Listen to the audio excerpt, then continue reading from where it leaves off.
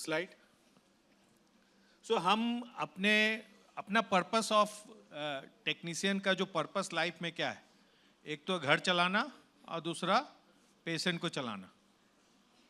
Patient चलेगा तो घर चलेगा। तो पेशेंट को अगर चलाना है तो उसको हेल्दी रखना है। अगर हेल्दी रखोगे तो आपका डायलिसिस यूनिट अच्छा कहलाएगा। अगर डायलिसिस यूनिट अच्छा कहलाएगा मतलब कि वहाँ के में काम करने वाले लोग भी अच्छे कहलाएंगे। सो हम एक केस लेते हैं और ये जो केस है एक जर्नी है जिसमें कि हम जो हीमोडायलिसिस प्रिस्क्रिप्शन जो फॉलो करते हैं वो अगर प्रिस्क्रिप्शन हम प्रॉपर वे में फॉलो करें तो हमारा डायलिसिस पेशेंट हेल्दी रहेगा। सो एक पेशेंट है जो 25 साल का मेल है, 6 फीट लंबा है, 6 फीट लंबा, 80 किलो का आदमी है, यंग लड़का है, हाइपरटेंसिव है और उसको ट्रांसप्लांट कराना है लेकिन घर में कोई डोनर नहीं है, इसलिए वो कैडेवरिक ट्रांसप्लांट के लिए तैयार हुआ है। सीकेडी डायग्नोस हुआ, लास्ट 5 साल से ट्वाइस अ वीक डायलिसिस करता है। उसको अनकंट्रोल हाइपरटेंशन है और हर डायलिसिस में 4 से 5 किलो वजन बढ़ा के आता है। उसका कार्डियक फंक्शन जो है पिछले 5 साल में जो 60% था वो 25% पे आ गया। उसकी हीमोग्लोबिन 10 है, उसकी कैल्शियम 9.5 है, उसका फास्फेट जो है 7 है और over the period of time उसका पीटीएच जो है वो बढ़ते जा रहा है और बढ़कर कितना हो गया है 1545। नॉर्मल रेंज होता है 25 to 65, लेकिन किडनी के पेशेंट में या डायलिसिस के पेशेंट में हम लोग 150 से 300 रखते हैं। अभी सोडियम और पोटेशियम आप देखोगे, पोटेशियम भी 6 है। नेफ्रोलॉजिस्ट के पास कभी कभी जाता है, जब उसको लगता है कि कोई तकलीफ हो गई तो वो पहुंच जाता है। कुछ समय से वो रात में ना उसको सांस की तकलीफ होने लगी है और उसको क्रैम्प्स और बैक पेन भी आने लगा है। ये सब सिचुएशन आप लोगों ने देखा है। अपने यूनिट में कितने पेशेंट होंगे, अगर आप 100 पेशेंट को ट्रीट करते हैं तो कितने पेशेंट ऐसे होंगे जो इस तरह के प्रॉब्लम लेके आते हैं? 10, 15, 20, 10-15 तो रहते हैं। सो उनका डायलिसिस प्रिस्क्रिप्शन जो फॉलो कर रहे थे, ट्वाइस अ वीक डायलिसिस 3.5 घंटे की, कभी कभी 3 घंटा भी ले लेते थे क्योंकि उनकी सेटिंग थी टेक्नीशियन के साथ। होता है, मतलब कुछ टेक्नीशियन होते हैं जो सेट करके रखते हैं अपने पेशेंट को। सो उनको डायलेजर 1.2 मीटर स्क्वायर का और KUF जो है वो मैं बताऊंगा क्या होता है, 8 ml के आसपास, blood flow 250, dialysis 500, ultra filtration rate 1.25 litre और डायलिसिस सोडियम 140, पोटेशियम 2, कैल्शियम 1.25। यहाँ क्या क्या प्रॉब्लम है जो इस पेशेंट के प्रिस्क्रिप्शन में है जिसके चलते आज पेशेंट की स्थिति जो है वो ऐसी हो गई है। 6 फीट लंबा, 80 किलो का आदमी, हाइपरटेंसिव है, वेटिंग लिस्ट ट्रांसप्लांट में है। तो ट्रांसप्लांट में जब कोई वेटिंग लिस्ट में रहेगा तो आप क्या चाहोगे? पेशेंट मजबूत जाना चाहिए, क्योंकि पेशेंट को जो दवाएं चलेगी वो बॉडी का डिफेंस को कमजोर करेगा। तो अगर बॉडी मजबूत रहेगा तो ट्रांसप्लांट का सक्सेस अच्छा रहेगा। ट्वाइस अ वीक डायलिसिस 5 साल से चल रहा है। तो इसमें ये प्रिस्क्रिप्शन में क्या क्या प्रॉब्लम्स है, एक एक करके तभी बुक मिलेगी। 1 मिनट, थ्राइस अ वीक बोलना चाहिए। और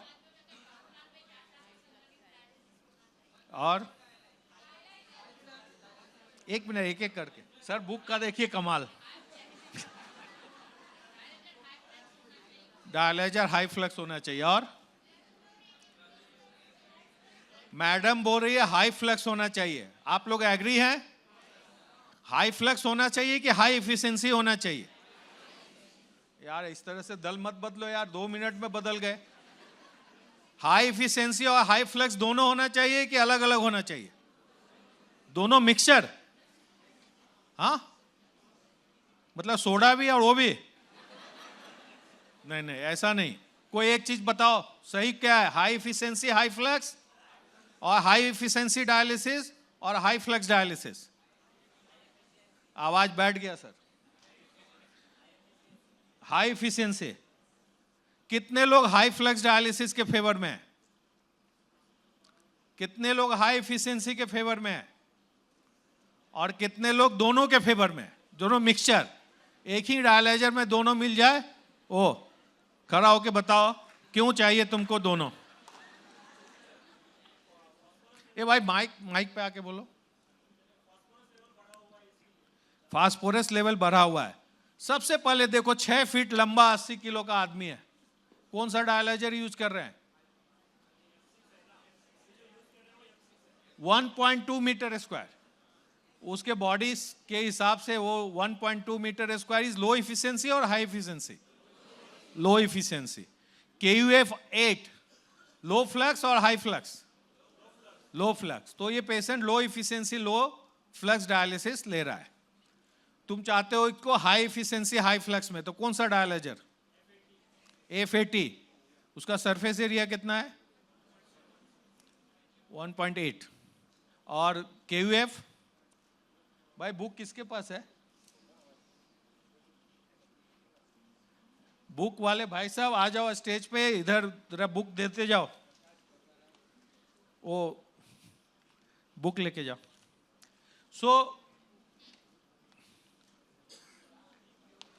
सो 1.2 metre square, blood flow 250 ml, सही है? कितना रहना चाहिए? 300। फिस्टुला कमजोर हो गया, हाँ? 300 कि 350 कि 400 कि 500? नहीं, दिल मांगे मोर। हम तो यही सोचते हैं ना कि जितना ज्यादा ब्लड फिल्टर में जाएगा उतना ज्यादा साफ होगा। कार्डियक इशू आ गया, इसके लिए तुम फ्लो कम कर दोगे, लेकिन 80 किलो का आदमी है। ये अभी हुआ है, पहले की बात कर रहे हैं कि कहां कहां गड़बड़ थी और उस समय क्या कर सकते थे। नहीं, जो डायलाइजर की बात कर रहे हैं ना, या ब्लड फ्लो की, वो अभी की बात कर रहे हो जब 25% हो गया। तो हम उस समय की बात कर रहे हैं जब ये 60% था।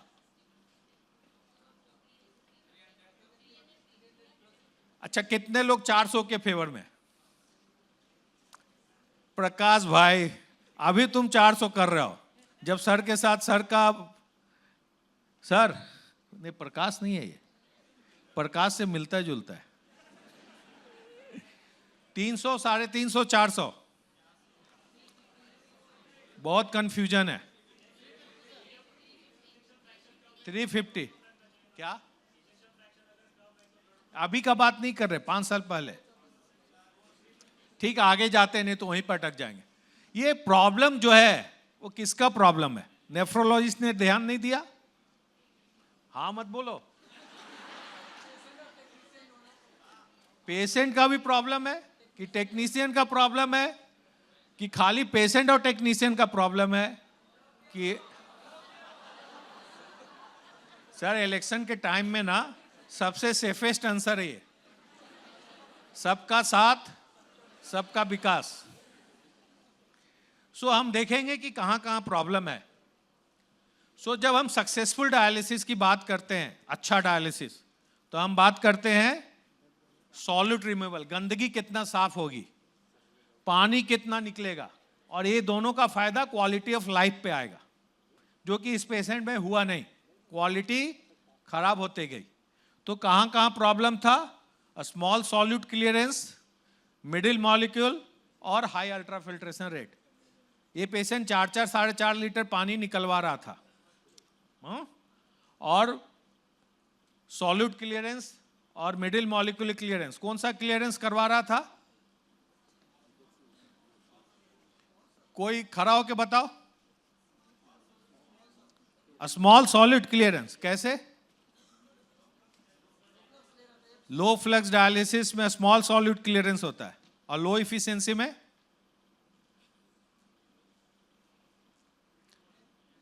मिडिल मॉलिक्यूल किससे निकलता है? बुक कहां है? एक बुक आपको, क्या नाम है आपका? समीर को दो एक। समीर ने सही बोला है कि लो फ्लक्स डायलिसिस में स्मॉल सॉल्यूट क्लियरेंस होता है, और मिडिल मॉलिक्यूल किस में निकलता है? हाई फ्लक्स में।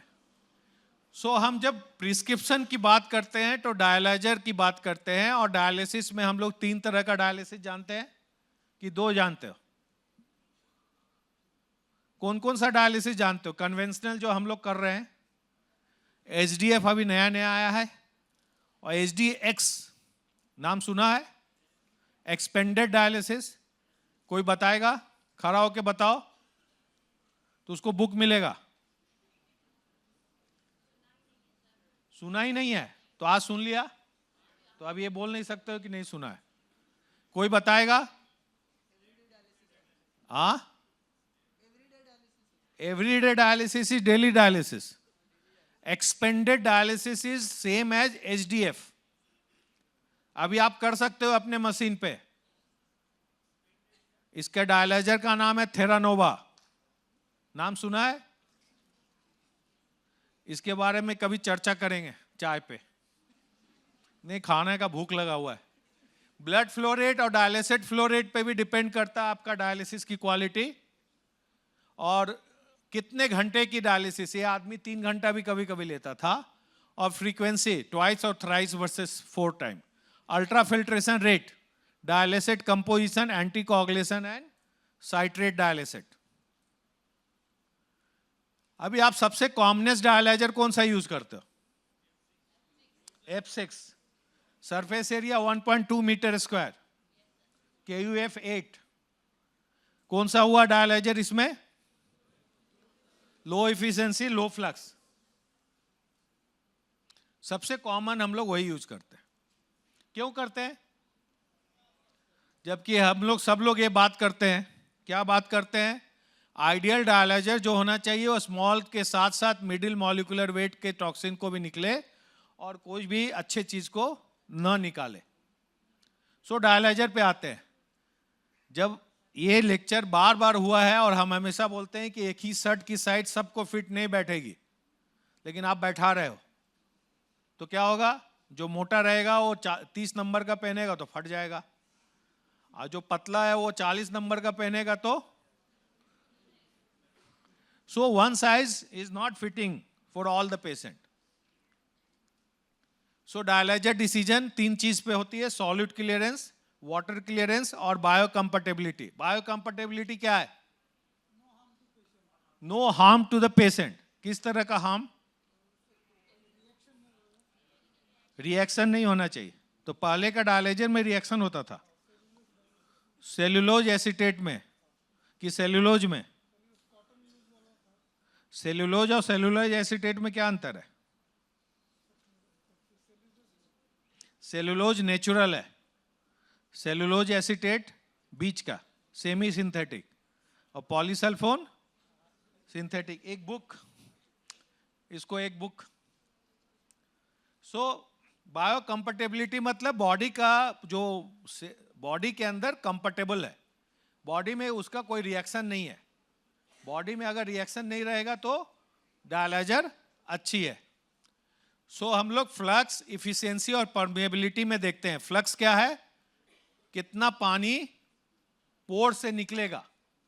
तो वाटर परमिएबिलिटी जो है वो फ्लक्स है, और परमिएबिलिटी, ये दोनों जो है वो सेम है ऑलमोस्ट। खाली वर्डिंग में ये है कि ये जो है अल्ट्रा फिल्ट्रेशन कैपेसिटी के लिए है, और जब अल्ट्रा फिल्ट्रेशन या कन्वेक्टिव मोड होगा तो आपका मिडिल मॉलिक्यूल निकलेगा, और ही मिडिल मॉलिक्यूल के लिए यहां हमने परमिएबिलिटी लिखा है, जो डिपेंडिंग अपॉन द β2 माइक्रोग्लोबुलिन का कितना क्लियरेंस है उसके ऊपर है। और इफिशियंसी जो है वो KOA पे है। What is the full form of KOA? क्या? खड़ा होके बोलो, एक आदमी बुक है। नहीं, KOA कोएफिशिएंट ऑफ, उसको एक बुक दे दो, coefficient of mass transfer. So KOA और फ्लक्स में सबसे मेजर डिफरेंस है। देखो मेजर डिफरेंस क्या है? ये छन्नी है, घर में यूज करते हैं और बाहर वाले भी यूज करते हैं, चाय के दुकान वाले। कौन सा छन्नी घर में यूज होता है और कौन सा छन्नी बाहर में यूज होता है? क्यों? मतलब अगर 60 किलो का आदमी है तो छोटा छन्नी, और 80 किलो का है तो जितना बड़ा छन्नी उतना गंदगी साफ। सो 1.2 मीटर स्क्वायर सपोज ये वाला है, तो ये 2.1 मीटर स्क्वायर है।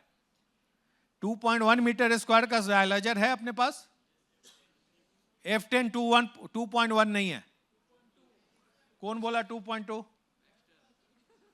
उसको एक बुक दो, कम से कम पकड़ा तो बात। हाँ, बाकी सब लोग तो सबका साथ में है। तो 2.2 मीटर स्क्वायर सबसे बड़ा डायलाइजर जो अपने यहाँ अवेलेबल है वो 2.2 F का है। भाई जा रहा हूं नहीं, पास में गया तो। ये जो डायलाइजर है 2.2 है, ये 1.2 है, और ये सरफेस एरिया के ऊपर इफिशियंसी है। देखो बहुत बड़ा डिफरेंस है। इससे आप स्मॉल सॉलिड क्लियरेंस निकालोगे। यूरिया क्रिएटिनिन, जितना बड़ा डायलाइजर उतना ज्यादा यूरिया क्रिएटिनिन निकलेगा। लेकिन जब हम फ्लक्स की बात करते हैं, इसमें क्या है अंतर? ये महिला लोग यूज करती है घर पे, क्या चीज में? चावल, आटा, दाल। तो इसमें क्या है, क्या अंतर है? पोर्स। तो जितना बड़ा पोर्स उतना पानी ज्यादा निकलेगा। KUF जो है ना वो पोर साइज है, और KOA जो है सरफेस एरिया है, छन्नी का साइज, और यहां पोर का साइज। जितना बड़ा पोर उतना पानी ज्यादा, जितना पानी ज्यादा निकलेगा उतना ज्यादा मिडिल मॉलिक्यूल निकलेगा। जितना बड़ा छन्नी रहेगा उतना ज्यादा स्मॉल मॉलिक्यूल निकलेगा। तो ये efficiency is for small molecular clearance, और ये जो है वो मिडिल मॉलिक्यूलर क्लियरेंस। तो जब हम बात कर रहे थे हाई इफिशियंसी की, तो ये इसका मतलब है हाई KOA, हाई इफिशियंसी, बड़ा डायलाइजर सरफेस एरिया वाइज। और हाई फ्लक्स की बात कर रहे हैं तो बड़ा पोर, KUF 20 से ज्यादा। तो ये दोनों को अगर मिला दें तो स्मॉल मॉलिक्यूल भी थोड़ा निकले और मिडिल मॉलिक्यूल भी निकले, जिसको कि हम लोग HDF में यूज करते हैं। मेजॉरिटी हम लोग low flux low efficiency, 10% high efficiency middle flux. 2.5 lakh dialyser जो है वो लो फ्लक्स यूज होता है, मेजॉरिटी रीयूज होता है, और सिंगल यूज सिर्फ 5% पेशेंट में यूज होते हैं। ये सब मैं बता दिया। लो फ्लक्स पोर साइज, इसमें आप डायलाइजर का नाम सब समझो। लो फ्लक्स में F5, F6, F7, F8 ये सब लो फ्लक्स है। इफिशियंसी नहीं, F8 हाई इफिशियंसी है लेकिन लो फ्लक्स है। जिसका KUF 10 से कम है वो लो फ्लक्स है। इलिसियो का 1.3 LR, 1.5 पॉलीफ्लक्स, 1.4 L एंड डोरा all are low flux dialyser. Low flux dialyser में जैसा कि मैंने बोला, small molecular weight urea and creatinine निकलेगा, और पोर साइज छोटा रहेगा, इसके लिए 10 ml का ये है। मिडिल फ्लक्स कौन सी कंपनी बनाती है अभी?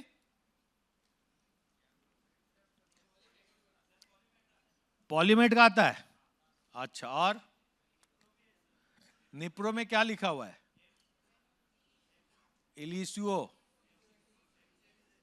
इलिसियो 13M, 17M और 17H।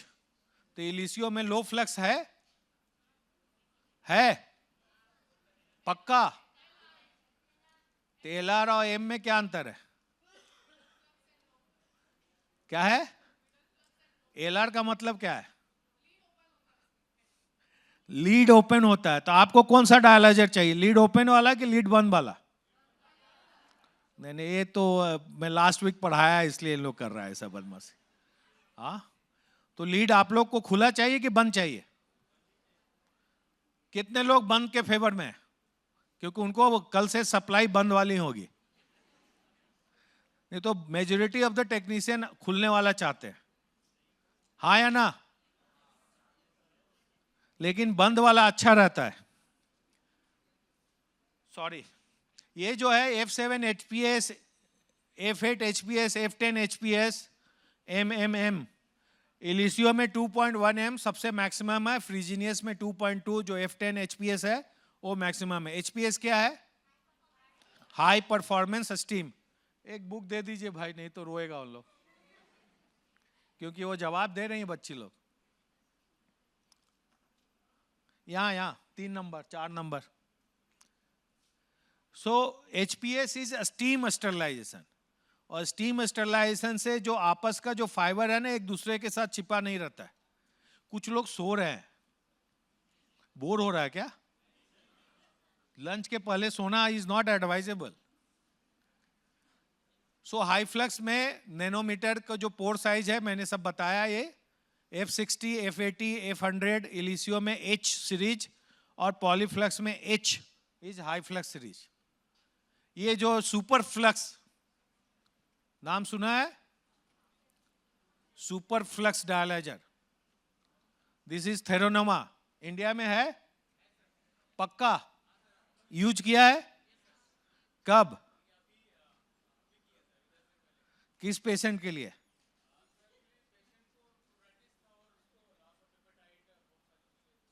कौन से हॉस्पिटल में? रायपुर में। और इसके लिए क्या प्रिकॉशन लिया आपने? नहीं, क्यों ना, क्योंकि जब कभी भी आप थेरानोवा यूज करो तो आपका वाटर ट्रीटमेंट सिस्टम बहुत अच्छा होना चाहिए, क्योंकि ये डायलाइजर जो है इंटरनल फिल्ट्रेशन करता है, मतलब थोड़े बहुत बैक फिल्ट्रेशन भी होंगे। तो कभी भी आप इस तरह का डायलाइजर यूज करो तो आपका वाटर क्वालिटी अच्छी होनी चाहिए।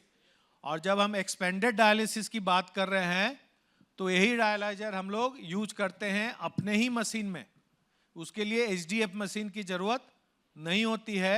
ये डायलाइजर का खासियत क्या है? बैठ जाओ, एक बुक दे दो। इसके डायलाइजर की खासियत क्या है, कोई बताएगा? उसको भी बुक मिलेगा। एचडीएफ में क्या करते हैं? अरे वो तो फुल फॉर्म है। कितना पानी निकालते हैं?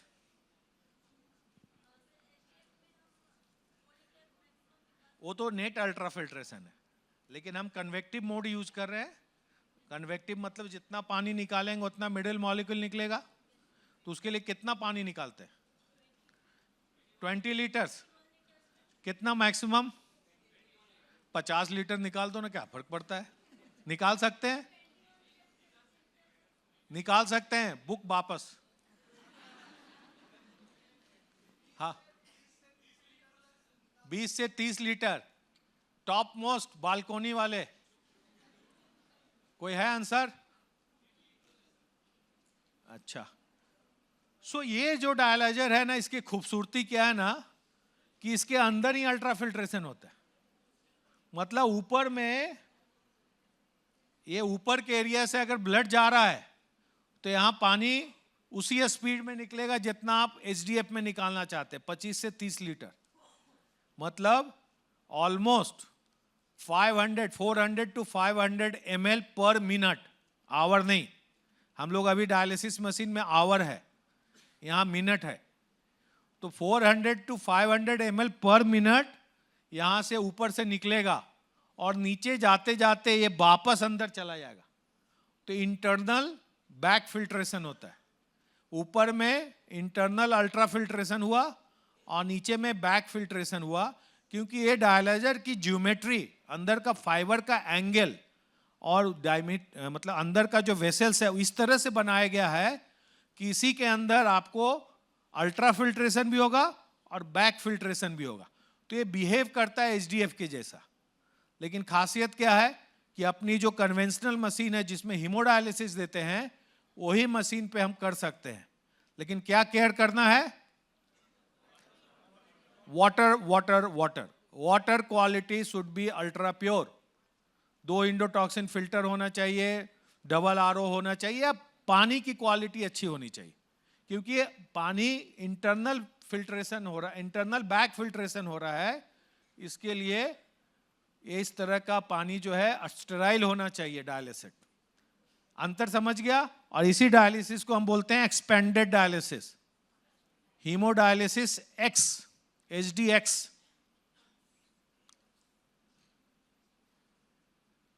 स्टरलाइजेशन इंपॉर्टेंट है, रिएक्शन के लिए इंपॉर्टेंट है जानना। जब पेशेंट को रिएक्शन होता है तो स्टरलाइजेशन इंपॉर्टेंट है। कौन सा स्टरलाइजेशन कौन सा डायलाइजर में होता है? ईटीओ होता है। ईटीओ अभी होता है, बंद हो गया है। पहले आपस में ही कंफ्यूजन ठीक करो, नहीं तो शिवसेना के जैसा लड़ाई करते रहोगे। हाँ, ईटीओ है।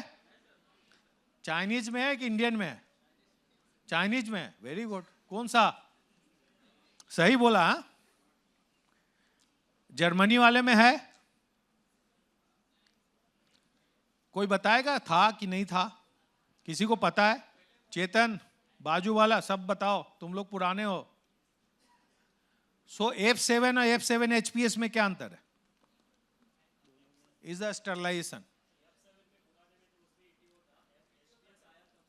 तो F7 बंद हो गया, अभी आप F7 नहीं देखते होगे, अब आप HPS देखते हो। लेकिन अभी भी ईटीओ डायलाइजर है और चाइनीज है। कौन सा?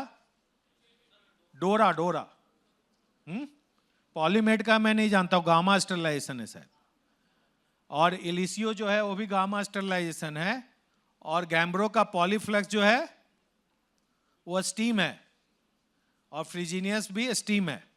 तो सबसे अच्छा स्टीम स्टरलाइजेशन है। सो क्लियरेंस के लिए हमने अभी तक क्या क्या जाना? Surface area, membrane type, porosity, और अंदर का फाइबर का कॉन्फ़िगरेशन। डायलिसिस रिलेटेड में blood flow, dialysis flow, dialysis time, अभी ये सब के बात करेंगे। और पेशेंट रिलेटेड में एक्सेस और हेमेटोक्रिट। ठीक है, ये फैक्टर पे आपकी डायलिसिस की क्वालिटी, क्लियरेंस डिपेंड करता है। सॉल्यूट साइज, स्मॉल मॉलिक्यूल में आता है यूरिया क्रिएटिनिन जो 100-125 के आसपास है। 5000 तक 6000 तक मिडिल मॉलिक्यूल कहलाते हैं। कभी कभी लोग 10,000 तक भी मिडिल मॉलिक्यूल लेते हैं, कभी कभी उसको 45,000 तक भी लेते हैं, मिडिल टू लार्ज मॉलिक्यूल। और एक जो है इसेंशियल प्रोटीन है, इसको निकालना रहेगा तो क्या करोगे? Plasma pheresis. कौन बोला? सब हाथ उठा रहा है यार। हाँ, ट्रांसप्लांट में प्लाज्मा फेरेसिस यूज करते हैं। किस कंडीशन में? नहीं, इसके लिए बुक मिलेगा, इसके लिए पूछा मैंने। करते हैं? एक बुक दे दो भाई। ठीक है, मिडिल मॉलिक्यूल और लार्ज मॉलिक्यूल निकालने के लिए हमारे पास ऑप्शन है एचडीएफ का और एक्सपेंडेड डायलिसिस का। और जो हम लोग करते हैं वो डायलिसिस है स्मॉल मॉलिक्यूल। Time ups. ये स्लाइड इंपॉर्टेंट है, जो आपको बोला मैंने कि प्लाज्मा एक्सचेंज से लार्ज मॉलिक्यूल जो एल्बुमिन है, इम्यूनोग्लोबुलिन है, वो निकलेगा। मिडिल मॉलिक्यूल जो है वो कन्वेक्टिव क्लियरेंस हीमोडायफिल्ट्रेशन से निकलेगा। यूरिया क्रिएटिनिन B12 जो है वो हीमोडायलिसिस से निकलेगा। अभी आते हैं इफिशिएंसी का बात किया, तो इसमें एक इंपॉर्टेंट बात है। हमने बात किया कि अगर ब्लड फ्लो बढ़ाते रहोगे तो क्लियरेंस अच्छा होगा। सपोज तुम्हारे पास डायलाइजर है 1.2 का, ठीक है, और उस पर फ्लो रखे हो 200, और सपोज डायलाइजर तुमने यूज किया F10 2.2 मीटर स्क्वायर, और उसमें भी ब्लड फ्लो यूज किया 200, तो फायदा है? ये डायग्राम बता रहा है। तो आप देखोगे 200 ml के फ्लो तक कोई भी डायलाइजर यूज करो, मतलब 1.2 से 2.2 तक, वो फ्लो लिमिटेड है, मतलब उसमें आप क्वालिटी नहीं बढ़ा सकते हो। लेकिन अगर आपको क्वालिटी इंप्रूव करना है, अगर 1.2 से 2.2 पे जाना है, तो देखो ये स्प्रेड हो गया। अभी 2.2 वाले रहेगा और 350 का फ्लो रखोगे तो देखो कितना क्लियरेंस टॉप पे चला गया, ये क्लियरेंस है। और अगर आप फ्लो वहां भी 200 रखोगे तो क्लियरेंस 170 के आसपास है, देख रहे हो? तो क्लियरेंस डिपेंड करता है। ब्लड फ्लो अगर नहीं रखोगे, डायलाइजर कितना भी अच्छा रखे, तो आपका क्लियरेंस नहीं मिलेगा, तो आप पैसा वेस्ट कर रहे हो पेशेंट का। तो blood flow is equally important as compare to dialyser. Water clearance, जैसा मैंने बोला कि वेट लॉस जितना आपको करना है उसके हिसाब से KUF का होगा। ब्लड फ्लो पे आते हैं। ब्लड फ्लो के ऊपर क्लियरेंस है। सो मैंने एक क्वेश्चन पूछा 300, 400, 500 क्या रखेंगे? पेशेंट के वेट के हिसाब से, सरफेस एरिया के हिसाब से। ऑन एन एवरेज 60-70 kg का अगर आदमी है, कौन सा चार्ट में?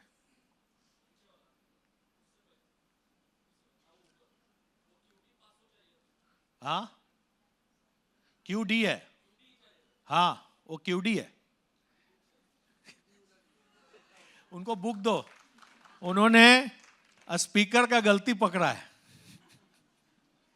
वो रात में बनाते हैं ना, तो रात में आदमी किस फेज में रहता है वो सोच लो।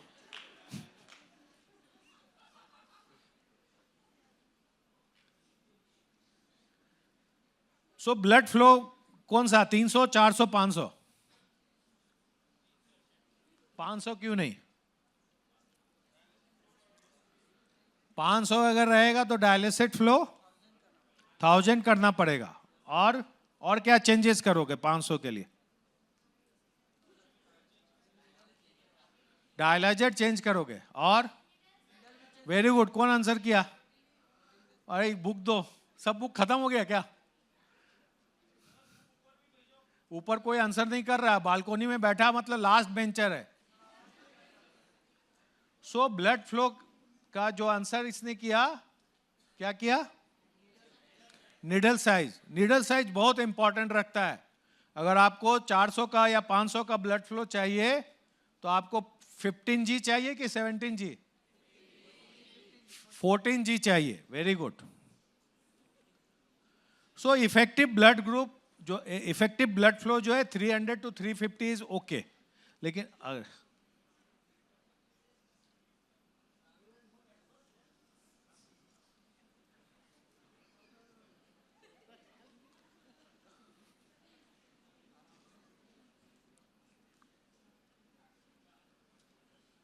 और अगर आपका एक्सिस अच्छा है, एक्सिस रीसर्कुलेशन नहीं हो रहा है, तो 400 तक आप ब्लड फ्लो रख सकते हैं। लेकिन उसके लिए उस तरह का डायलाइजर भी होनी चाहिए, तभी आप रखोगे। ब्लड फ्लो कम क्यों रखते हैं और कब रखते हैं? नया पेशेंट होगा तब, कार्डियक पेशेंट होगा तब, नया पेशेंट बोला उसने, और नया फिस्टुला होगा तब। सो ब्लड रेट मतलब ब्लड फ्लो कम रखते हैं। Cardiac disease, hypotension, new AB fistula initiation जब करते हैं तो। और ये है जी, ये 4G 5G नहीं है भाई, ये क्या गेज है। और एक और फ्रेंच होता है ना, कैथेटर में फ्रेंच होता है। भाई इसको बुक दो। क्या अंतर है दोनों में, जी और एफ में? गेज बढ़ता है तो साइज कम होता है, और एफ बढ़ता है तो साइज इंक्रीज होता है कि डिक्रीज? इंक्रीज होता है। लेकिन ये आंसर ज्यादा अच्छा किया। ठीक है, डायलिसिस फ्लो 300, 500, 800, 1000। 800 क्यों नहीं? 1000 क्यों नहीं? हम बोलते हैं ना जितना ज्यादा फ्लो रहेगा उतना अच्छा। हाँ, नहीं आता है, इसके लिए नहीं देंगे। कितना अच्छा आंसर है। 800। और सरडाइल में क्या आता है?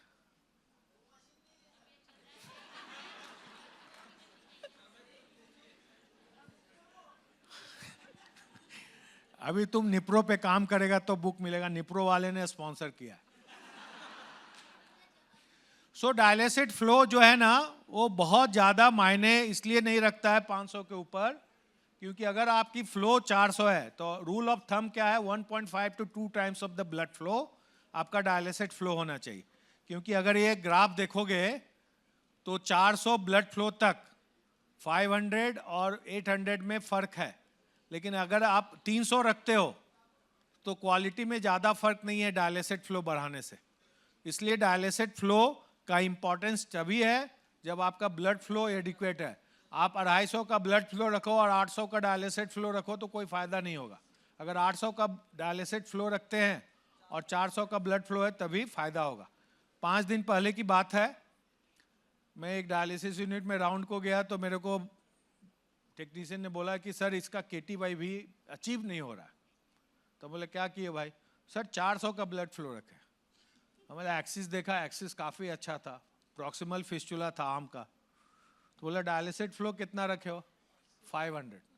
सो 400 और 500 में रखने से उसका KTY भी नहीं आया। नेक्स्ट वीक गया, सर आपने बोला ना 800 रखा ना, फटाक KTY भी 3 घंटे में ही अचीव हो गया। सो ये फर्क पड़ता है। आप क्या है ना, एक ही ट्रीटमेंट को परमानेंट कर देते हैं डायलिसिस मशीन में। इंडिविजुअलाइज करो। मशीन में इतने सारे मॉडलिटी इसलिए दी गई है कि वो परमानेंट नहीं होना चाहिए, इंडिविजुअलाइज होना चाहिए। Duration is also very important. जितने तेजी से लोगों ने पढ़ा, इसमें 2 क्वेश्चन है। एक क्वेश्चन है कि टाइम किस लिए इंपॉर्टेंस है, पानी निकालने के लिए कि गंदगी निकालने के लिए? दोनों? एक? दोनों? कितने लोग बोलते हैं कि टाइम बढ़ाने से गंदगी ज्यादा निकलेगी, और कितने लोग बोलते हैं टाइम बढ़ाने से पानी ज्यादा अच्छे से निकाल सकते हैं? चेतन, तुमको बुक मिल गया है। सो टाइम बढ़ाना is important for water clearance. एक समय के बाद ना वो इक्विलिब्रियम जो बोलते हैं ना, वो ब्लड कंपार्टमेंट और tissue compartment, urea kinetic modelling, वो सब तुम लोग, हमको नहीं समझता तो तुम भी नहीं समझे। सो समझना ये जरूरी है कि इंक्रीजिंग टाइम के साथ diminishing return for solute clearance. गंदगी साफ करने की क्षमता कम होती है, लेकिन पानी निकालने की क्वालिटी इंप्रूव हो जाती है क्योंकि अल्ट्राफिल्ट्रेशन रेट स्लो है। ये आगे बढ़ जाते हैं क्योंकि समय नहीं है, नहीं तो आपका लंच जाएगा। थोड़ा अल्ट्राफिल्ट्रेशन रेट पे बात कर लें। अल्ट्राफिल्ट्रेशन कितना? 50 किलो के आदमी है, 4 किलो वजन बढ़ा के आया है, हफ्ते में 2 बार डायलिसिस लेता है, कितना रखोगे? 4 लीटर? पेशेंट चिल्लाता है, फिर पेशेंट बोलता है मेरा वजन तो कम किया ही नहीं डायलिसिस में। एक डायलिसिस बढ़ा देंगे, फ्रीक्वेंसी बढ़ाएंगे और टाइम बढ़ा देंगे, तो लेंथ भी बढ़ा सकते हैं और फ्रीक्वेंसी भी बढ़ा सकते हैं, ताकि आप ये नहीं हो। तो अपना जो डायलिसिस में पानी जो निकालते हैं ना, वो प्लाज्मा रिफिलिंग से बहुत इंपॉर्टेंस रखता है कि आप पानी निकालते हैं ब्लड कंपार्टमेंट से। ब्लड कितना होता है हमारे बॉडी में? 5 लीटर, और 1 लीटर 1 घंटे में निकाल दिया। अगर वो 1 लीटर वापस नहीं आया, पानी रहता है, स्वेलिंग जो रहता है वो बाहर रहता है, ब्लड वेसल में नहीं रहता है, तो वहां से उसको ब्लड वेसल के अंदर आना है, तो उसको बोलते हैं रीफिलिंग। तो अगर रीफिलिंग रेट जो है और अल्ट्राफिल्ट्रेशन रेट से कम है तो बीपी ड्रॉप हो जाएगा। अगर रीफिलिंग अच्छा हो रहा है तो आप अल्ट्राफिल्ट्रेशन कर सकते हो। इसके लिए अल्ट्राफिल्ट्रेशन रेट जो है आपको 7 to 10 ml के आसपास रखना चाहिए। अगर आप ज़्यादा रख रहे हैं तो हार्ट की अटैक, हार्ट का तकलीफ और मॉर्टेलिटी, डेथ बहुत बढ़ जाती है। एंटीकोगुलेशन, ब्लीडिंग बहुत हो रहा है, डायलिसिस बंद करने के बाद भी ब्लीडिंग हो रहा है, क्या रीजन हो सकता है?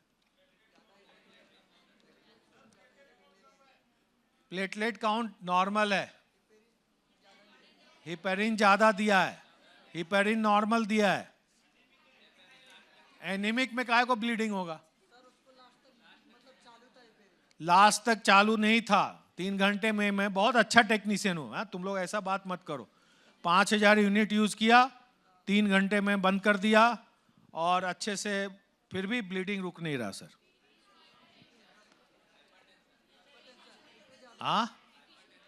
बीपी शूट हो गया, वो भी नॉर्मल है, PTINR नॉर्मल है,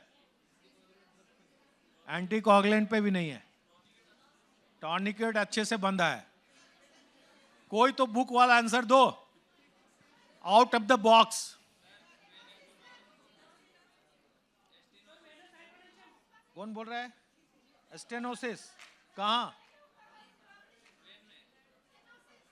स्टेनोसिस नीचे भी बोल दिया, उड़ी मारो। स्पाइडरमैन। अच्छा ठीक है, तुम बोलो स्टेनोसिस से कैसे ब्लीडिंग होगा? आगे ब्लड नहीं जाएगा तो क्या होएगा? क्यों ब्लीडिंग होएगा? वेरी गुड, वीनस हाइपरटेंशन होगा। तो मशीन में पकड़ सकते हैं? क्या करेंगे तो पकड़ेंगे? Very good. सो ऐसा नहीं है कि वो सर पढ़ा रहे हैं ये तो हम खाली हिपेरिन पे ही फोकस रहे, कुछ और भी है जिसके चलते ब्लीडिंग हो सकती है।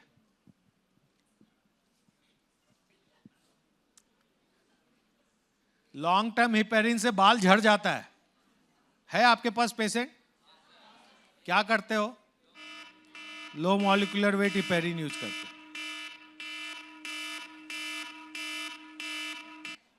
सो हाउ टू इंप्रूव, अभी 3 स्लाइड है बस। How to improve the quality? You have to have a very good water treatment plant. You should have a pre-dialysis assessment and dialysis prescription. You should have a selection of correct dialyzer. Priming of the dialyzer should be proper. And hand hygiene जो हम लोग सुबह से बात कर रहे हैं उसके ऊपर ध्यान देना है। प्री एंड पोस्ट डायलिसिस अगर यूरिया क्लियरेंस देखना है या कितना क्लियरेंस हो रहा है कि नहीं वो देखना है तो हम लोग ब्लड सैंपल कलेक्शन, मशीन का डिसइंफेक्शन। और मशीन डिसइंफेक्शन में कौन सा? हॉट कि कोल्ड? कोल्ड भी करते हैं क्या? किसी ने किया है कोल्ड डिसइंफेक्शन? किसी ने कोल्ड डिसइंफेक्शन किया है? हमारे एक सीनियर क्वालिटी मैनेजर जो हैं वो बोल रहे हैं हाँ। सो किया होगा तभी वो बोल रहे हैं हाँ। उनको बुक नहीं मिलेगा बाय द वे। किया है किसी ने? नहीं किया है। कोई पुराने टेक्नीशियन है जिन्होंने किया है? अरे सब सरडाइल में भी आते थे वो सब हाइपोक्लोराइड, फॉर्मेलिन, एसिटिक एसिड सब वही है, कूल्ड है। और अगर नए मशीन में अगर करना है तो आप यूज करते हो सिट्रोस्टेरिल। और कूल्ड में क्या है सुधीर? प्यूरी स्टेरिल, शायद कोल्ड स्टेरिलेंट है ना, प्यूरी स्टेरिल। ठीक है, डिसइंफेक्शन इज वेरी इंपॉर्टेंट। और मशीन के डिसइंफेक्शन से ज्यादा इंपॉर्टेंट हमको लगता है सरफेस क्लीनिंग। क्यों? हेपेटाइटिस कि HIV? Hepatitis B, C, A, B, C, D, E, F। B कि D कि C? C भी? HIV नहीं? क्यों? उनका लाइफ कम है। और C का? और B का? B का ज्यादा है। तो B से कैसे बचेंगे? वैक्सीनेशन से। और C से कैसे बचेंगे? ट्रीटमेंट से। देखिए घंटी बज रही है भाई। Reuse, reprocessing, effective medication, potassium correction और कंटिन्यूअस मॉनिटरिंग, इसके ऊपर ध्यान देना है। और हम अपने डायलिसिस यूनिट को परफॉर्मेंस कैसे जज करते हैं?